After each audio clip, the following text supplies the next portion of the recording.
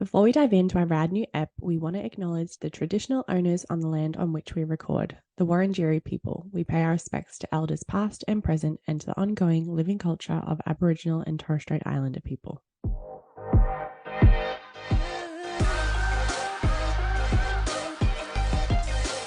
What's up and welcome to Girls Gotta Work podcast. I'm Jordan and I'm a hot mess. And I'm Hayleigh, a recovering awkward person.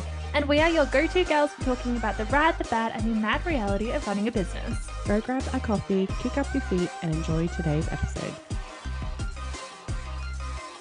Hello, Hayleigh. Welcome back. Hello. How are we doing? I know we just had an amazing weekend away. Do you want to talk to the listeners about it? Spill the tea. Tell them what we got up to. Got up to? I know. I'm like sick of seeing your face. No.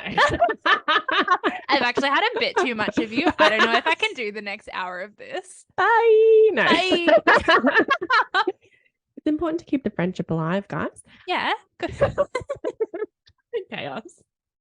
Off to a great start.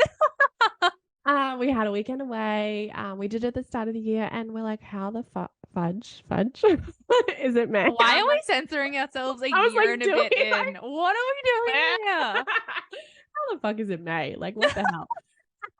So we are back after a weekend away planning. We planned out the whole rest of kind of the year of podcast episodes. We're so excited. We got some really good community input. So always like keep us up to date with what you want to hear. And we planned some crazy fun events for you guys. Yeah. So if people didn't come to our event in, oh my God, was it March? That was so long ago already. Well, if you didn't, what were you doing? There was no excuse not to come, really. I don't care if you were bedridden or lived interstate or you should be there. No, I am kidding. There are excuses, but it was so much fun. And we just want to see more and more people there. We are still getting comments from our community who came saying like how amazing it was, how energized they were. So obviously we took that into the weekend being like, all right, round 2, let's go. Let's give the people what they want. So yes, we haven't quite finalized enough to tell you this episode, but in a couple of episodes, I reckon we might have something for you. So definitely. Stay tuned and we will bring you more info after that. And also join our Facebook group. Oh, because we will definitely be spilling the tea there first and foremost, probably before it goes on to an episode, I reckon.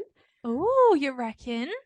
Maybe. Yes. Definitely before Instagram though, because Facebook group podcasts are like, I was going to say like up here, but the people can't see my hands. Like, top priority. And then Instagram, still priority. We still have our Insta community. We're still going to show up there. Still like huge vibes there. But just like a smidge less.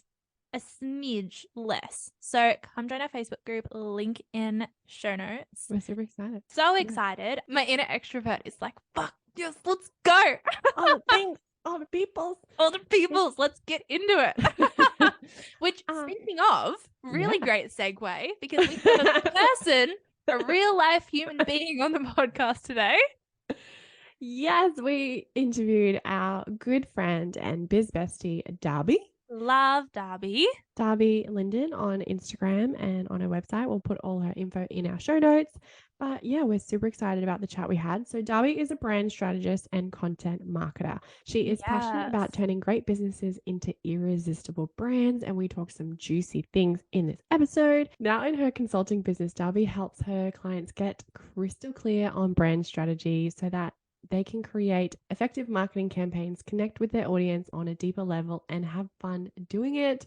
Because sometimes branding is not sexy and it's hard. So it's fun to know someone who's got your back. Yeah. And I think one thing that like we spoke about as we were chatting to Darby was how little of branding is what we think it is. Like we all think logos and all of that, but there's so much more to it. That was one thing I took out of the chat. I was like, oh, just so many light bulb moments going on. Yeah, I think one of my favorite things was like clear on foundation and your brand's DNA.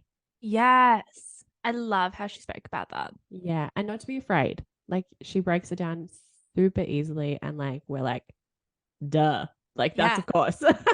Yeah, I agree. I think she's broke it down so beautifully. I am so excited for everyone to hear this chat. So let's get into it. Let's do it.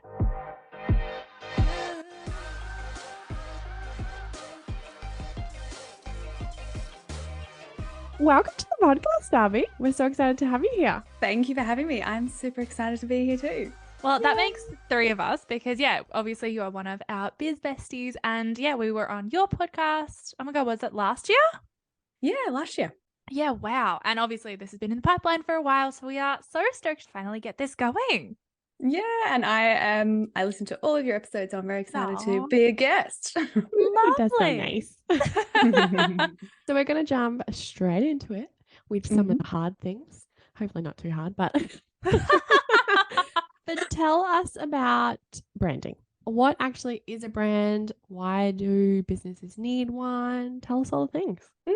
Yeah, I think it's a good question to start with because a lot of people use the word business and brand as like the same thing and don't actually know the difference. So if we take a little journey back in time, the word brand first started back in the day from cattle farming. So farmers would actually like put a symbol on their cows' ears so they could differentiate their cattle from other people's cattle, which it all comes back to the concept of differentiation, which flows through to what it means now. But, you know, when marketing first started, big brands like Coke and Heinz, they started using the same concept to create their bold logos and their slogans and their advertising concepts, which we all still know today. But as time went on, there are so many brands now out there competing for people's attention, and it can't just be a simple logo anymore to help a brand stand out. The barriers to entry in the business world are really low, which is great for people who want to start a business, but that means it's so much harder to actually stand out, especially online in the world of social media. So differentiation isn't just logos, color palettes anymore. It is so much more than that in the modern business world. So branding now is all about creating, you know, deep emotional connections with your customers, and customers these days, they have the power. They can choose to work with so many different brands from around the world if they want to for most services or products that they're looking for. There are options out there. So they usually want to work with businesses that they believe in, that are making an impact, that they can relate to their vision and their values. It's not just, oh, this one looks good, I'll take that one. Yeah.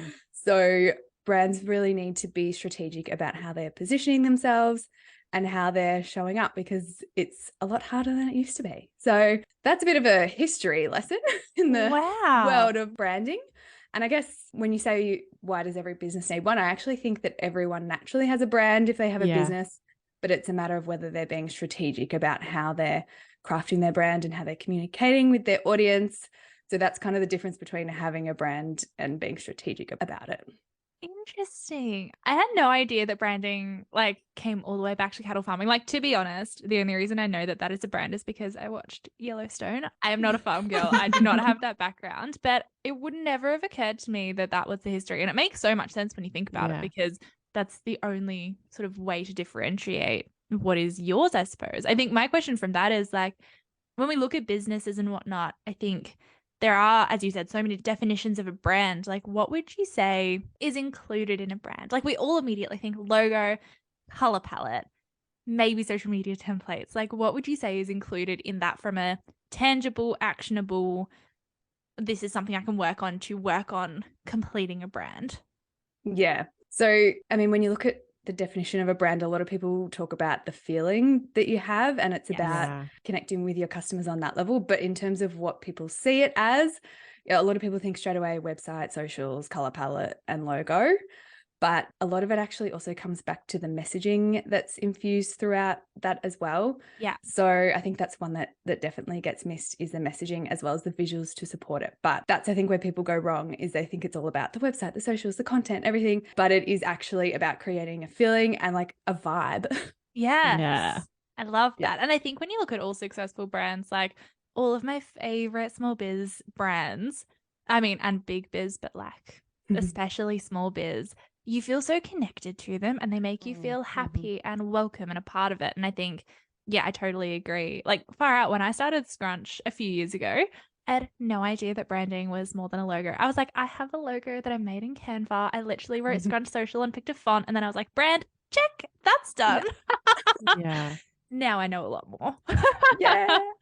And I think these days, I was talking to someone the other day about this, when you think of your favorite brands, like I don't think of their logo at all. Some of them I'm like, what does Yeah. their logo even look like? Especially for small businesses. Yeah. I just, in my head, I'm picturing like the vibe and the mood board and just like the Yeah. feeling. It's not like, I don't think people would even click about my logo, even though it's everywhere on my website and everything. It's just Yeah. like, what's the feeling?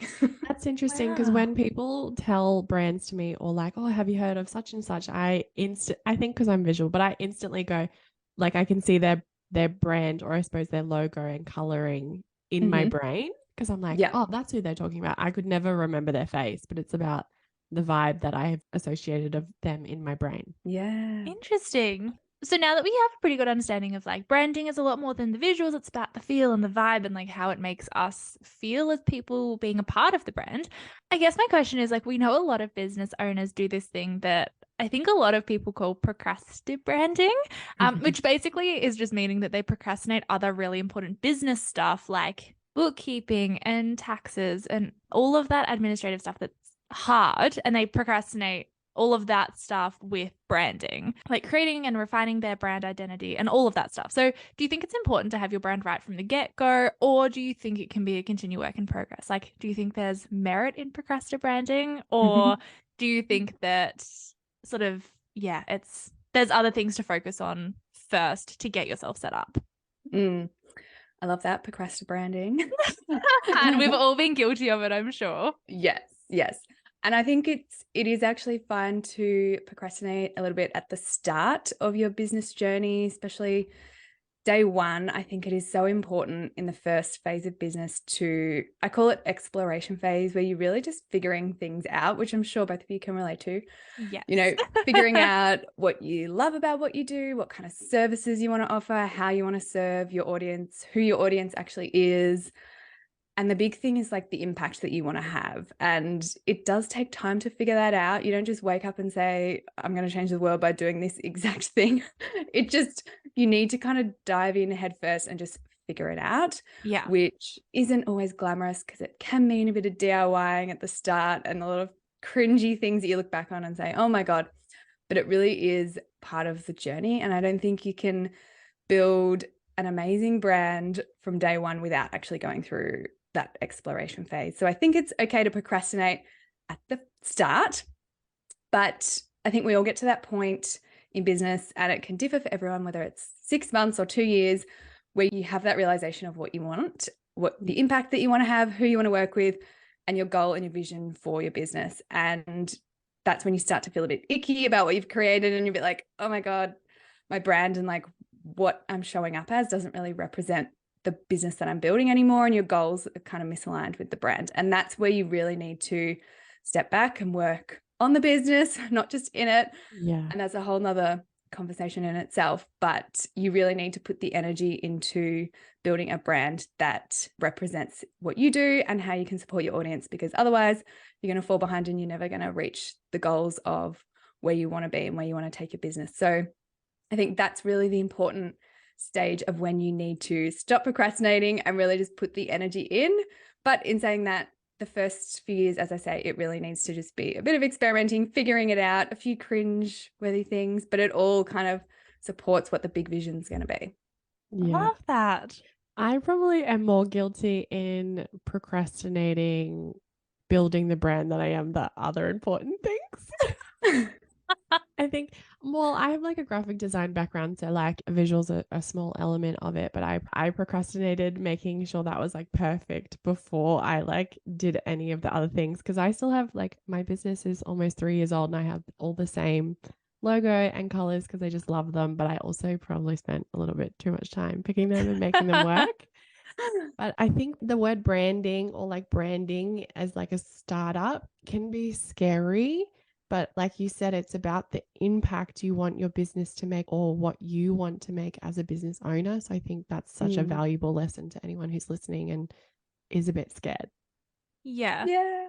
And I think It's as well, not intimidating. Just it's okay, guys. and also the giving of permission to be able to experiment. I feel like when you really decide that like this business thing is something you want to do, like, you know, I feel like all of us sort of play around with it as a bit of a like, oh, maybe like I might want to do this to earn a bit of extra cash on the side. when we start taking it seriously as like, oh, we might actually want to turn this into a business, it sort of gives people permission to continue to experiment after they make that decision, whether they are side hustling or full timing it or whatever. I think continual experimentation is such a powerful thing in business at any stage. And I feel like we always get sucked into the trap, almost like on the flip side of, we've got our brand, we've got our message, we've got our vision, we know exactly what we offer. And we stop experimenting because we're like, no, we're sorted. We've got our shit together. Like, I've been in business for like 3 years. I'm good. I think it's a really good reminder, whether you're at the start or the middle, or I don't say the end, but like throughout the whole process, to continue to experiment, because you never know what you're going to come up with. Yeah. And it's like experimenting with different messaging on socials, which is a lot of what you do as well. Experimenting to see what's working for your audience. And businesses evolve over time. Your target market might shift, or your business model might shift. And that always requires checking in and making sure it's all still on the same page, or whether it needs a shift as well, I think. Love that. Yeah, definitely. I know we've just been talking about messaging, but when it comes to branding, what do you think is like the most important element to get right first? Would it be like the logo, brand colors, messaging, or something we haven't thought of or talked about? Yeah, so I think once, you decide to get serious on building a brand, I think the first step is really getting clear on a few key foundations. So with what I do with my clients, the first thing is really sorting out your brand DNA, which is your vision and your mission and your values. And like we were talking about before, you're building a business to make an impact, and customers really want to see that you are aligned to their vision and their values. So really getting clear on your brand DNA and what you want to achieve and the impact that you want to make, as well as getting clear on your target audience, and not only who they are, but what are their pain points, what's keeping them up at night, what are they dreaming about, and how you can really help them get from where they are now to where they want to be. So I think the first few steps are about getting clarity on those things before you can then start figuring out how you're going to connect the two, how you're going to connect your brand to your target audience. Because a lot of people will jump in and create a website or key messaging or visuals, but then they're not tying it back to their values or their audience, which is where the misalignment can come through with the messaging. So I always start by stripping things back, going, below the surface, and getting clarity on those two things. And from there, I think the messaging is a key part of that. Then you can go on and look at how you can support that through creating your brand personality and your tone of voice, and how you're really going to connect with your audience that way, before then looking at visuals. And then marketing is the cherry on top. Because you really need to understand the brand elements before you can then go market it. And I know that a lot of people think, oh, I got to create more content, got to be on more social channels. But if the messaging isn't landing, then none of it's going to work anyway. So that's why I think stripping it back and building from the ground up is so, so important. Amazing. It's almost like, I don't know about you, Hayleigh, but for me, it's like the opposite of what I think so many business owners expect when you start with. You're like, I want to start with a logo and the colors and what it looks like. From there, I'll spend time figuring out what I believe in and what I want to do with this, and like try to sort of mishmash it all together. Instead, it's like actually looking inwards. And it makes so much sense as you were talking it through. I was like, okay, well, as soon as you have your values and what you want to achieve and your mission, it makes so much sense that like your branding will come from that. Because like if your mission is to create like a fun, magical, happy space like on the internet for, for us, like a small business community to connect and have fun and have great chats and all of that, we're not going to do black and white. Like that doesn't make any sense. Like we're going to do that branding. I think as you were saying it, I was like, oh, no shit, that's how it works. It's like a light bulb moment. That was awesome. I would think it's kind of personal as well. Like I can imagine, I don't know if I'm right, Darby, you did kind of give us a blueprint on exactly how to do it, but I'm going to make up my own thing. Hayleigh's like, let me work on my logo first. Like I don't want to do words. Well, that's very big. Give me the visuals. I don't want to do the words. But she says, well, on her podcast.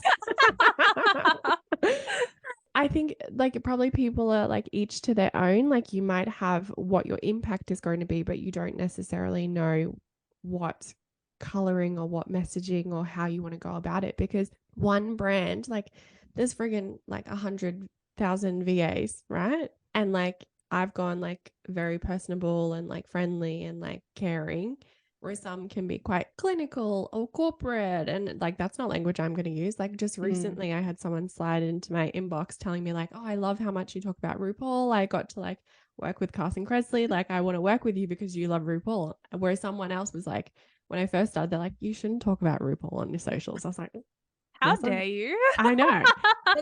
But that was just because they were quite corporate and didn't really see the value in what I was bringing. So like our messaging and our core things can be the same, but like, or our impact could be the same, which is like helping business owners for a really basic level, but their messaging and their branding is very different to how I approach the same impact. Yeah. Like, I feel like it's each to their own. And it's also probably decision paralysis-y that like, oh God, is this the right messaging for this exact thing? Or is this the right color? Or is this the right wording to convey feelings? I went off somewhere else, but tell me if someone can wrap this up and bring us back. Well, and I think, you know, you would attract a very different client to what a more corporate VA would attract as well. And interesting that you kind of created your brand first up and it's still living true to your strategy. And I think you probably like maybe even subconsciously had a good idea of who you wanted to work with, and your personality is like so clearly infused through your brand. So that just flowed really nicely. Whereas some people just like chuck something together and without actually understanding these things before they start. Which is 100% my approach. I chuck things together and just dive in. Hence, if you scroll all the way back on Smoke's Instagram, it's awful. It's changed a lot. Maybe I will. Oh God, no. We need to cut that out. All right, so moving quickly on so no one scrolls back to the early days of Scrunch. When it comes to branding, what is the biggest thing people are missing? Obviously, we've spoken a lot about the different elements that make up a part of a brand. We know that vision and mission is really important. Do you think that's the biggest thing that people are missing, or do you think it's something else?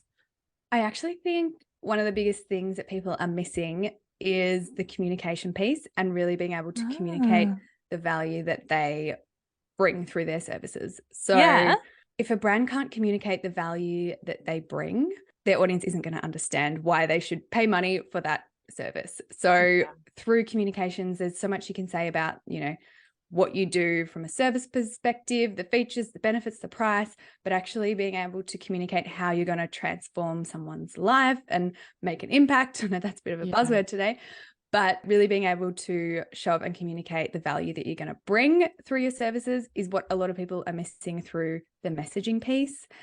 And that flows through to marketing as well. As I said, there's no point spending so many hours on your marketing if the messaging isn't landing, because you're just going to be digging yourself into a hole and you're not going to be able to reach the people who really need you.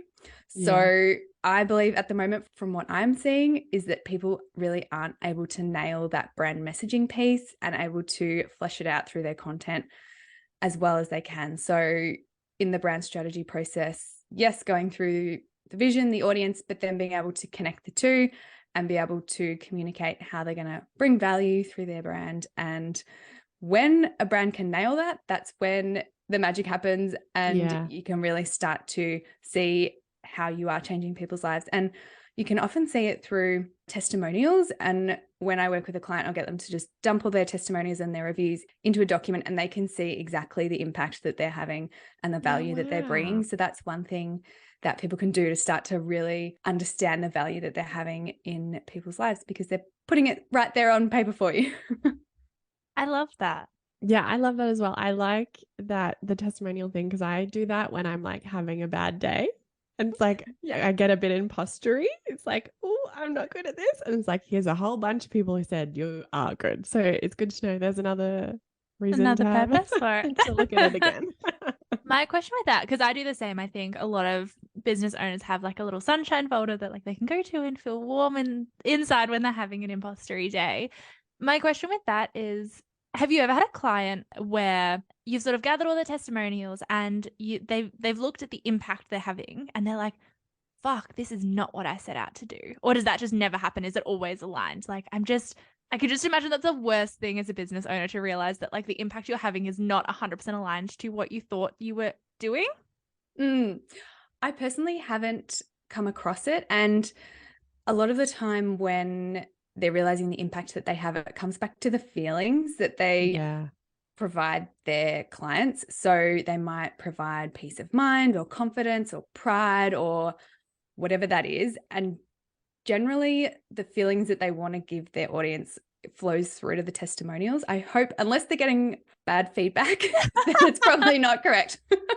But I'm lucky enough to have worked with a lot of people who are doing amazing things, and the words that flow through with their testimonials really are a true reflection of the impact that they're having. It is hard for business owners at the start when they don't have a huge number of reviews or feedback yet. And, you know, over time they'll start to build that, and even just jumping on calls with your clients, really understanding how they're feeling, and even in intro calls before you start to work with someone, really understanding the problems that they're having, how they're feeling before they work with you, and then being able to look at the comparison of after they've worked with you, how are they feeling? How have you changed their life? Have you given them more time to spend with their kids? Have you given them more time to go traveling? Have you given them, you know, a new sense of confidence in showing up?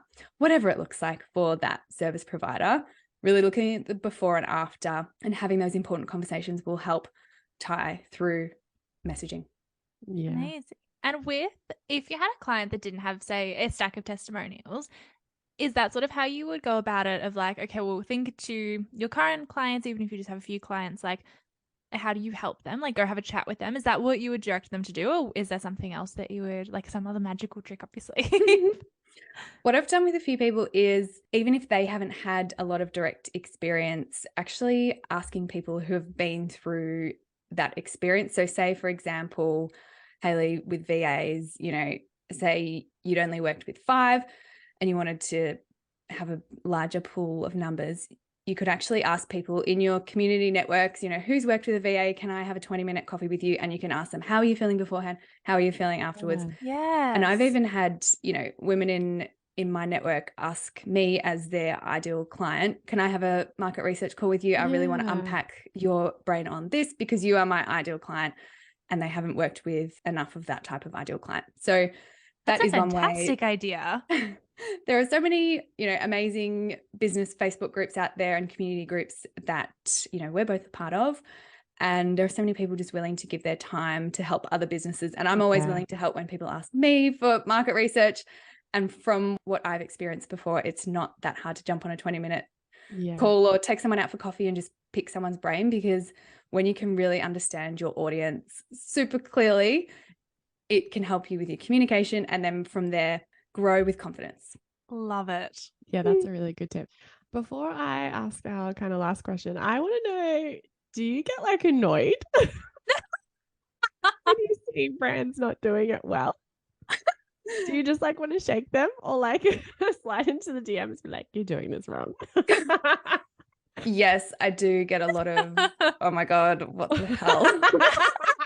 But it just, you know, it helps me create content to educate people better. Yeah. I think I can totally see that. Like, you would just read it and you're like, what are they on about? But I suppose, like, for me, like, if I am scrolling on the gram or on the TikToks and I come across a brand that I'm like, they don't make sense to me, I just like kind of unsubscribe or unfollow, or I'm not excited to then go and check out the rest of their content. So I suppose someone who's doing it good, you then are like engrossed and you're like, I want to know more, if it aligns to you and is like, you know, you're potentially their target audience. Yes, totally. For me, it's a lot of professional services. They're like, I do this, we do this, we're award winning. Like, it's all about me. Like, those brands annoy me because it's, you know, you can't just be talking about yourself anymore. It's about the customer and flipping it to be about the customer. So for those ones, I'm like, come on, get your shit together. Yeah, there must be like a lot of things that like trigger you. Sometimes when I go into like restaurants and the menus are bad, like design, like poorly designed, I get like mad. Oh, I won't even walk in. I was like, can you imagine being a social media manager? Like, we're all on social media so fucking much. Every time I scroll like through, especially like business feeds, not my personal one as much. My friends are doing a fine job at socials. But like when I scroll through business feeds, I'm like, this is so hard. Mine is like, recently this cafe opened up near my house and I was so excited. I'm like, yay, cafe, I love it. Went in, the inside is one vibe, which is great. And then they like are still new, so they just painted all their signage on the outside. And I was like, I was getting so mad. I was telling my boyfriend, I was like, their branding colors don't match the vibe of inside the restaurant. He's like, what, Hayleigh? I was like, the outside looks like fun, trendy, something like a 20-something goes to. And then the inside is really like corporate and cold. And I was like, what the fuck? This doesn't make sense to me. I'll keep buying their coffee, but not the wine. I'll get my croissant from them, but I'm not excited about it. You tell them.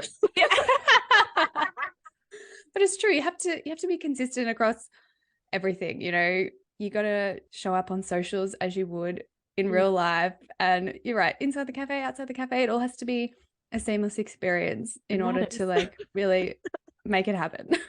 And vibe is consistent as well, not just visuals. Vibe has to be consistent. And corporate too, like a groovy, funky cafe, not the vibe. No, it does not meet. It's not seamless. Yeah. Doesn't Even make sense like to me. staff, like going into a shop. Yes. Like when I go to T2, it's all colorful, it's bright, and all the staff are just so nice. Like, hey, how's it going? And they're just so like wonderful, and it really adds to the vibe as well. So many different things. Yeah, I'd love T2. Going in, I'm just like, I know they're going to offer me a taster and we're going to have a good chat and they're going to be friendly and I'm going to walk out of there with way more tea than I needed. But it adds to the vibe, which is just, what it's all about. Yeah, so that's kind of like taking brand to like the next level. And it's like people who want to work for that brand are that kind of energy. So they're going to go to that. Whereas someone who's a bit more corporate or reserved might not want to work at T2. They'll work at a corporate place. KPMG. Yeah. I'm pretty sure that's a corporate place. It has They sell health insurance. Well, is what it is. And even at T2, their values are all about like diversity and having fun. Like it all weaves through to everything with what their staff would want out of it as well as their customers. So it comes back to brand strategy. Everything in the world comes back to brand strategy. That is what we're learning here. Everything in the whole world. Well, that's definitely helped me a lot. I'm definitely looking at your brand therapy session. So I might slide into DMs sometime soon. Even though I think I've got an idea, but I'm like, I want to just check. Just want to double check. But before we go, Dubs, tell us, shameless plug time. What's going on in the world of Darby and the biz and all the things? What's happening? Tell us. Tell the audience. Shameless plug. All systems go at Darby Lyndon headquarters. My brand therapy sessions, which you just mentioned, are really popular at the moment. So like we talked about today, brand strategy, it's a huge project to do. And with those ones, it's, 6 weeks, one-on-one, and we really flesh it all out. Wow. But brand therapy gives people the opportunity to just step back and dive deep into one specific issue that they're having with their branding or, something that they're unsure about. So whether it's their target audience or their messaging or something that they're feeling a bit misaligned with, and just checking in, getting ideas, and then scooting on. So those ones have been really popular for those who aren't ready to just invest the full amount. Even someone who has spent a couple of years in business and now they're ready to take it up a notch and they just need baby steps. So that's been really fun. And then, podcast. I've got my podcast going as well, which is really fun, and lots of exciting things in the works this year. So, can you tell us any? No. No. Not yet. Too soon. Too soon. So you have to follow Darby on Instagram and listen to her podcast to get some secret things that will come out later. Yeah, and we will put all the links to your socials and your podcast in the link. It's not the link in bio. This is why I don't do podcasting well. In the podcast version of the link in bio, as well as the show notes. But I think that is all we have time for. Thank you so much for joining us today. We had a ball. I learned so much, and I cannot wait to continue this conversation on socials with our awesome community. So thank you, Darby. Thank you so much. Oh, thanks for having me, ladies. It was lots of fun. See you next time.